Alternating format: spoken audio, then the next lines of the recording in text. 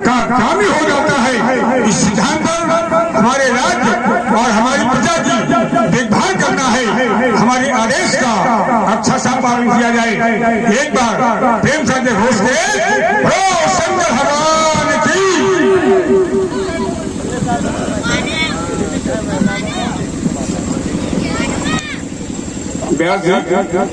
महात्मा जनक को अवगत करा दो कि स्वयं गुणाधीश बलपुत्र बारस का पदार्पण हुआ है, तुम्हारी प्रतीक्षा में खड़े हुए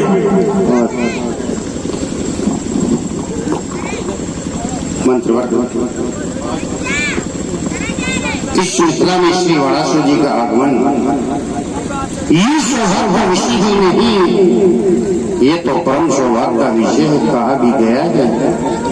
अतिथ्य देवों को अतिथ्य देवता के समान हुआ करता है, पर ऐसे मांगलिक बेला पर श्री वारासु जी का आगमन चलो मिला जाए और मिल करके उनका स्वागत और सम्मान किया जाए। श्री दैत्येंद्र कुल दीपक को दयाल गानी बलपुत्र ईश्वरु श्री वारासु जी, जय जय श्री भगवान शंकर की।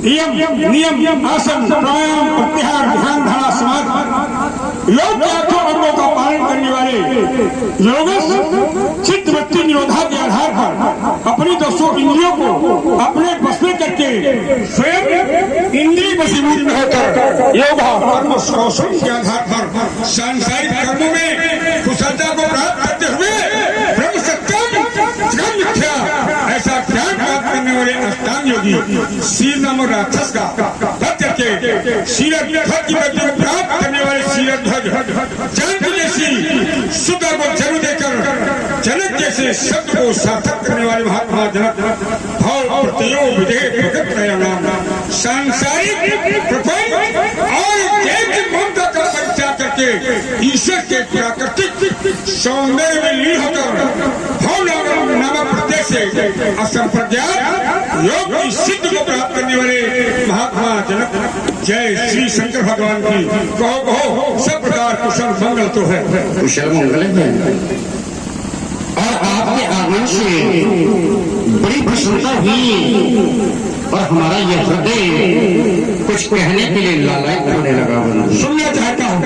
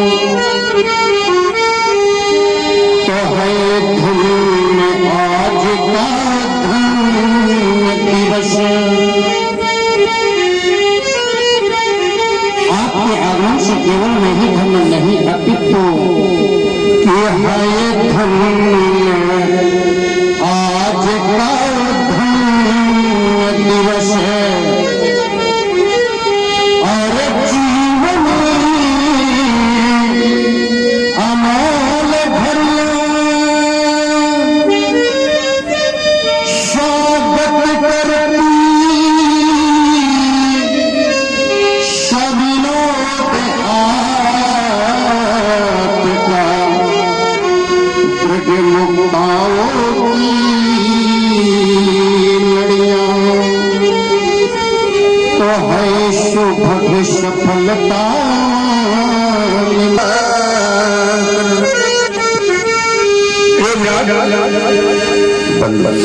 तुम्हारी श्रद्धा विश्वास भावना को देखकर हमारा हृदय बड़ा प्रसन्न विश्वास कि जो पुकारों का मत अति देव है, अपने दरवाजे आने वाला व्यक्ति जो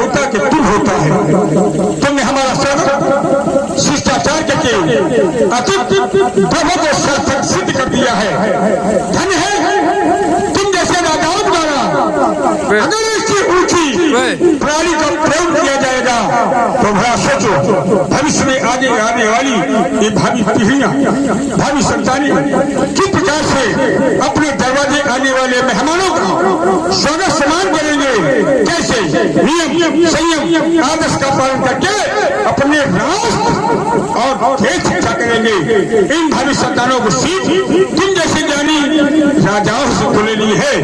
योगराज एक हित का केंद्र जहाँ मानवता पाली जाती, एक हित का केंद्र जहाँ मानवता कुचली जाती, तुम्हारे मनोभाव को सुनकर हमारा हृदय परवश कुछ कहने के लिए तत्त हो जाता है। बात है योगराज कि मधुमा यदि कंठ में होती तो ये शब्द पुष्पान बन गया होता, और वेदना यदि हृदय में होती हृदय पाषाण बन गया होता। वासना प्रेम को फलती तो प्रेम प्रधान बन गया होता, और याचना यदि भक्त में होती तो भक्त भगवान बन गया होता। सुना तुम्हारा पुत्र आपकी बेटी का स्वयंवर है, आप जाएं स्वयंवर के अलंकार नमस्कार, आप हैं ख्याति लब्ध मंडलाधीश एवं ऑलराउंडर रामलीला कलाकार तथा पूर्व लक्ष्मण अभिनेता पंडित देवी शंकर मिश्र। जनपद कानपुर देहात के ग्राम मैथा के मूल निवासी पंडित देवी शंकर मिश्र का वर्तमान आवास औरैया जनपद के दिव्यापुर नगर में स्थित है। मिश्र जी ने सन 1973 में अपने ग्राम मैथा की धनुष यज्ञ लीला में लक्ष्मण का अभिनय प्रस्तुत करके रामलीला क्षेत्र में प्रवेश लिया था। तब आपके साथ पंडित नरेश चंद्र शुक्ल ने श्री राम तथा पंडित पीएन चतुर्वेदी ने ऋषि परशुराम का अभिनय किया था। उस समय देवी शंकर जी की आयु लगभग 17 वर्ष थी। इस तरह वर्ष 1973 में प्रारंभ हुई आपकी लक्ष्मण अभिनय की यात्रा सन 2000 तक अनवरत रूप से चलती रही। वर्ष 1981 में मिश्र जी मैथा से दिव्यापुर आ गए और फिर यहीं के होकर रह गए। दिव्यापुर आने के बाद सन 1985 में इन्होंने लक्ष्मण अभिनय के साथ साथ मंडल संचालक का दायित्व भी लेना प्रारंभ कर दिया और धीरे धीरे जनपद औरैया तथा इटावा के सर्वश्रेष्ठ मंडलाधीश के रूप में प्रतिष्ठित हो गए। इस बीच आपने रामलीला के लगभग सभी पुरुष पात्रों के अभिनय सीखकर ऑलराउंडर कलाकार के रूप में भी प्रतिष्ठा प्राप्त कर ली, जिसमें लक्ष्मण अभिनय के बाद आपको सर्वाधिक ख्याति वाणासुर अभिनेता के रूप में प्राप्त हुई। अगर इसकी ऊंची प्राणी का प्रयोग किया जाएगा तो बड़ा सोचो भविष्य में आगे आने वाली ये भावी पीढ़ियां, भावी संतानें किस प्रकार से अपने दरवाजे आने वाले मेहमानों का स्वागत सम्मान करेंगे, कैसे नियम संयम आदर्श का पालन करके अपने राष्ट्र और देश शिक्षा करेंगे। इन भावी संतानों को सीख तुम जैसे जानी राजाओं से तो लेनी है। मिश्र जी को देखकर इनके चचेरे भाई छुन्नू मिश्र, पप्पू मिश्र तथा सगे छोटे भाई राजू मिश्र भी रामलीला से जुड़ गए और ऑलराउंडर कलाकार के रूप में प्रतिष्ठित हुए। मुझे भी पंडित देवी शंकर मिश्र के मंडल में कई बार लक्ष्मण का अभिनय प्रस्तुत करने का अवसर प्राप्त हुआ। हर बार का अनुभव आनंददायक तथा यादगार रहा। प्रस्तुत है पंडित देवी शंकर मिश्र से उनकी अभिनय यात्रा तथा रामलीला के विभिन्न संदर्भों पर 15 जनवरी सन 2018 को हुई विस्तृत बातचीत। देवी शंकर मिश्रा। निवास का पता क्या है यहाँ का? यहाँ का तो शास्त्री नगर दिव्यापुर। शास्त्री नगर दिव्यापुर औरैया। मूल निवास कहाँ है आपका? मैथा प्रॉपर मैथा। रामलीला में कैसे आपका आगमन हो गया? कैसे इस क्षेत्र से आपका जुड़ाव हुआ? कुछ नहीं, रामलीला की शौक लगी। अच्छा, रामलीला में आ गए। हाँ। फिर गाँव से इधर दिव्यापुर आ गए। शौक लगी तो रामलीला से जुड़ा हुआ। हाँ। अच्छा, कब किस सन की बात है लगभग? सन 1973। क्या आयु रही होगी उस समय आपकी? उससे आयु क्या होगी 17-18 साल। अच्छा। किस अभिनय से शुरुआत की थी? लक्ष्मण के अभिनय से। गुरु किसको बनाया था? गुरु किसी को नहीं बनाया। फिर कैसे शुरू? वैसे मतलब ऐसे याद कर लिया। हाँ। मानते रहे उमा जी को हमारा। अच्छा। लेकिन सीखा अपने आप सब सुन सुन अपने आप करके। सीखा। जी, तो पहला अभिनय कहाँ हुआ था आपका? पहले हमने हमारे गांव में हुआ था, मोहल्ले में, पीएम चतुर्वेदी प्रशांत। अच्छा, तो यानी गांव वालों ने भी आपको प्रोत्साहित किया कि आप तैयार हो गए, हाँ, तो आपको प्रोत्साहित किया और पीएम चतुर्वेदी के साथ आपका पहला संवाद कराया। इसका मतलब पहले दिन पहली बार धनुष में बने थे सीधे? सीधे ढंग से बने। नहीं, लोग पहले फुलवारी में बनाते हैं। नहीं, ये कुछ नहीं। अच्छा, तो फिर धीरे धीरे वो सफर बढ़ा। इसके बाद दिव्यापुर आ गए आप। तो दिव्यापुर कब आ गए फिर? दिव्या वो सन 81 में बाकी पहले कानपुर में ही बनी रहे। वही गाँव बने। जी जी। फिर उसके बाद लक्ष्मण का अभिनय कब तक किया आपने? लक्ष्मण का भी वही किया करीब 2000 2000 तक। अच्छा, और बाकी अभिनय भी करते रहे फिर आप? हाँ, साइड में सब करते रहे, माने मंत्री है, विश्वामित्री, सब बनते रहे। जी जी, मतलब एक तरीके से शौकिया तौर पे शुरू हुए, फिर बाद में आप पूरे रामलीला के हो गए। फिर बिजनेस हो गया हमारे। अच्छा, तो ये कैसे परिवर्तन आया कि शौक से धीरे धीरे उसमें इन्वॉल्व होते चले गए? लगा कि गांव से यहाँ आए तो यहाँ रहने लगे। अच्छा अच्छा अच्छा, फिर यहाँ जब रहेंगे तो फिर बिजनेस पॉइंट हो गया। तो मतलब धीरे तो धीरे मंडल मार्केट शुरू कर दी। जी। मंडल कब से बांधना शुरू कर दिया था? वही मान 85 के आसपास। अच्छा अच्छा, आपके पहले घर में कोई और रामलीला से जुड़ा था क्या? नहीं, कोई नहीं। आपसे शुरुआत हुई? हाँ, सुबह। फिर इसके बाद आपके भाई भी शायद जुड़े रामलीला से? फिर हमारे चाचा के 2 लड़के हैं, हमारा एक भाई है। क्या नाम है?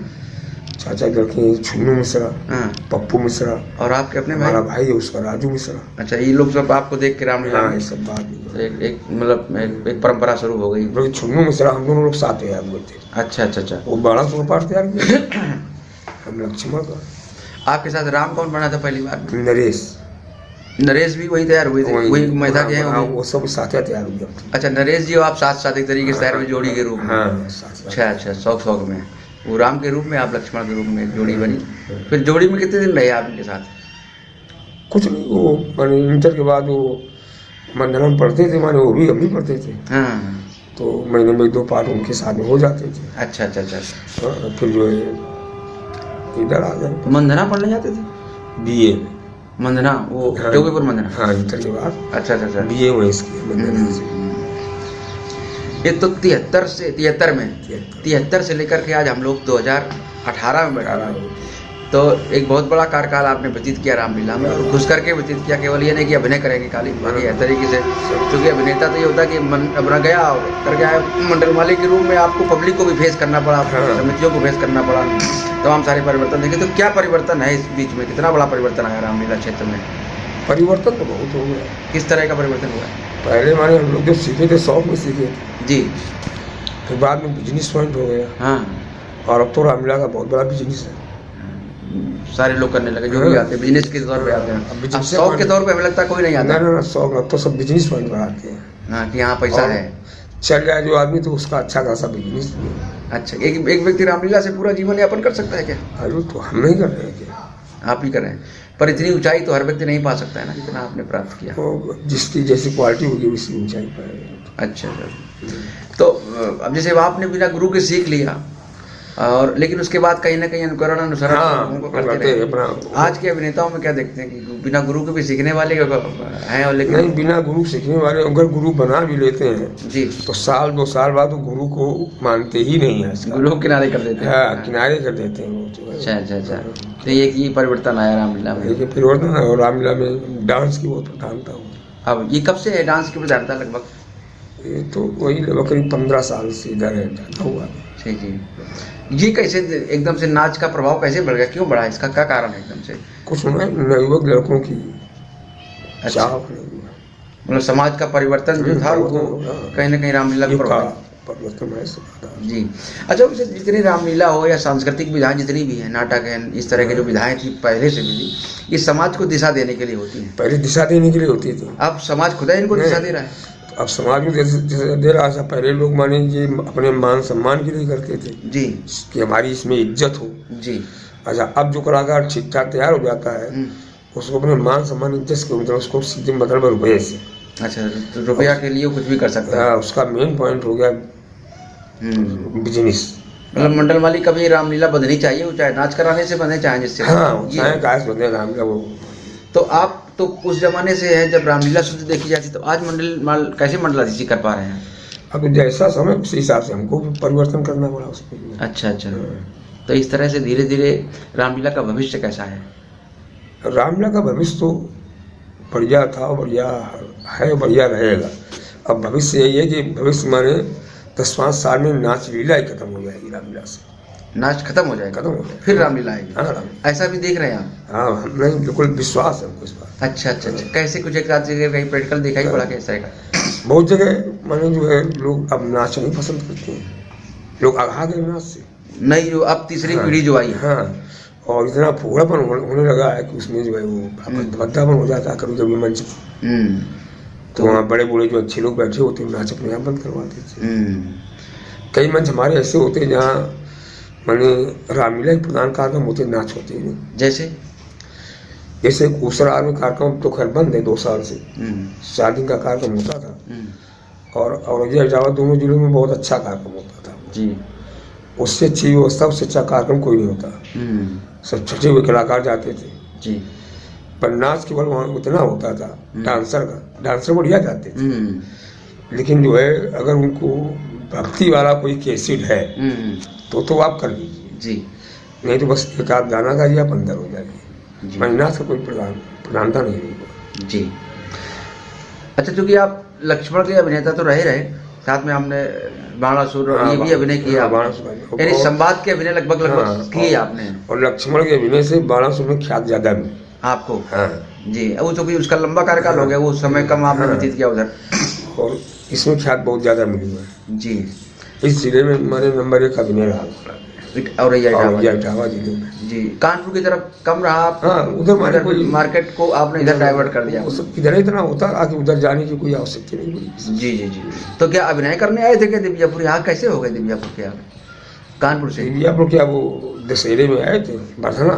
हाँ, तो यहाँ बरथना और दिव्या कलाकारों से दोस्ती हो गई, तो कुछ घर में समस्याएं भी हो गई परिवार में। हाँ, उस उलझन में फिर यहीं दिव्या में कमरा ले लिया, यहीं रहने लगे। यहीं से कार्यक्रम होने टच, यहाँ ज्यादा यहाँ से कार्यक्रम होते रहे। 1-2 साल बाद अपना परिवार भी यहीं ले आए। अच्छा अच्छा, तो फिर यहीं अपना सब कुछ हो गया जी।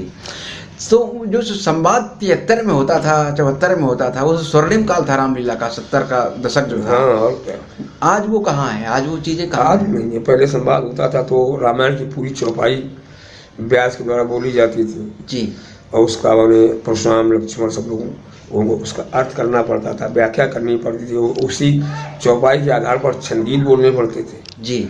अब तो एक चौपाई बोली गई, सुन बचन लखड़ मुस्कानी जी, इसके बाद सीधा जो है अवानी व्यवहारिया लगा तो लगा, नहीं सीधे अतिविनीत में सीतर बढ़ने जाता है। ये किसकी देन है? ये सब इस तरह का जो सब कलाकारों के लिए ये जब से तर्क प्रधान हो गया कार्यक्रम जी, तब से ये सब हो गया। ये कब से शुरुआत हुई इसकी?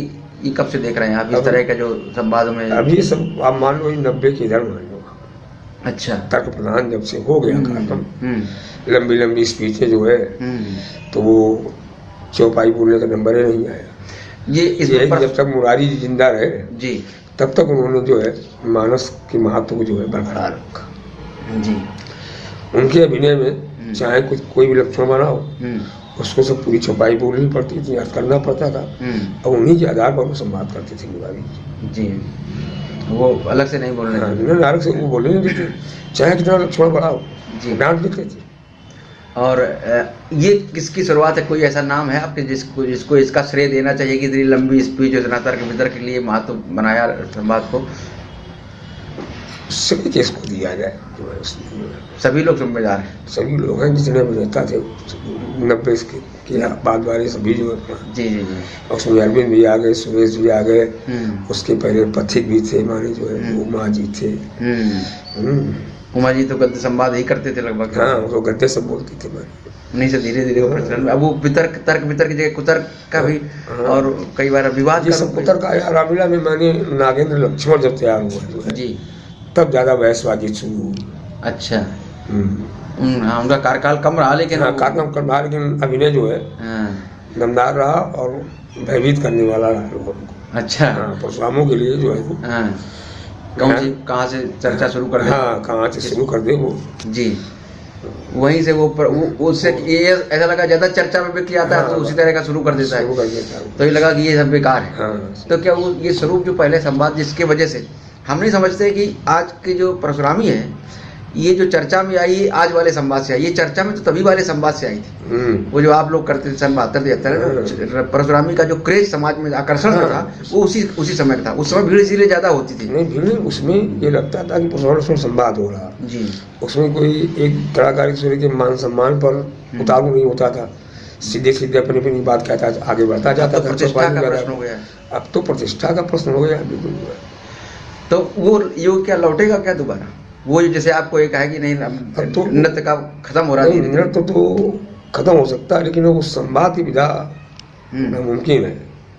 लेकिन कुछ लोग प्रयासरत हैं जी कि पुरानी शैली पर संवाद होना चाहिए, क्योंकि आजकल आदमी सब बुद्धिजीवी हो गए। हाँ, लोग सुनना चाहते हैं। बुद्धिमान आदमी है तो सब जानता है, माने तर्क वितर्क से कोई फायदा, सीधा सीधा हर बुद्धिमान सीधी सीधी बात सुनना चाहता है जी। अच्छा, क्या समाज में इतने अच्छे अच्छे विद्वान बैठे हैं जी। कि लक्ष्मण परशुराम उनके आगे विद्वान उतनी नहीं हाँ, है। कुछ नहीं है। तो इसलिए उनको अगर सीधा कर बोलते रहेंगे तो उसमें इज्जत बरकरार बनी रहेगी।